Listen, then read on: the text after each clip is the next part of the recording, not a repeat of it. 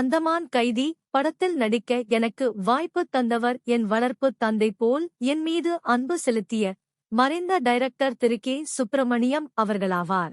இதில் எனக்காக சிதம்பரம் திரு ஜெயராமன் அவர்கள் பாடியிருக்கிறார்கள்.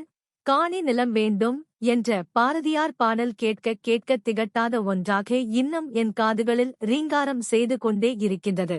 அந்த படத்தில் நான் நடித்த வேடத்தில் தங்கையின் பெயரைச் சொல்லி அழைக்க வேண்டிய காட்சியில் வேறு ஒரு பெயரை திரும்பத் திரும்பச் சொல்லி பல ஷாட்டுகளில் தவறுகள் நேர்ந்தன. எல்லா நண்பர்களும் கேலி செய்தனர். நானும் ஏன் அப்படித் தவறு நேரிடுகிறது என்பதை என்னால் யூகிக்க முடியாமல் தவித்தேன். பலர் எனது பண்புள்ள நடத்தையை பற்றிக் கூட சந்தேகப்பட்டது போன்றிருந்தது. அவர்களுடைய பார்வை, பேச்சு, ஒருவருக்கொருவர் சைகை செய்து சிரித்துக் கொண்டது எல்லாம். சிறிது நேரம் என்னை நானே அமைதிப்படுத்திக் கொண்டு சிந்தித்தேன். அப்பாடா, காரணம் தெரிந்துவிட்டது. அந்தமான் கைதியில் எனது தங்கையின் பாத்திரத்துக்குள்ள பெயரை மறந்து மீனா என்றே வேறு பெயரைச் சொன்னதற்குக் காரணம், மீனா என்ற பெயரை தாங்கியவர் எனது காதலியாக நடித்த வேறு ஒரு பாத்திரத்தின் பெயர் கூட அல்ல. இன்னொரு படத்தில் எனக்கு தங்கையாக நடித்த பாத்திரத்தின் பெயராகும் மீனா என்பது.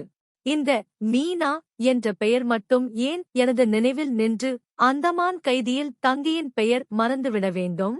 இந்த இரு தங்கைகளில் ஒருவர் மீது மட்டும் பற்றும் அக்கறையும் அதிகமாக எனக்கு இருந்ததா? அப்படி ஏதுமில்லை.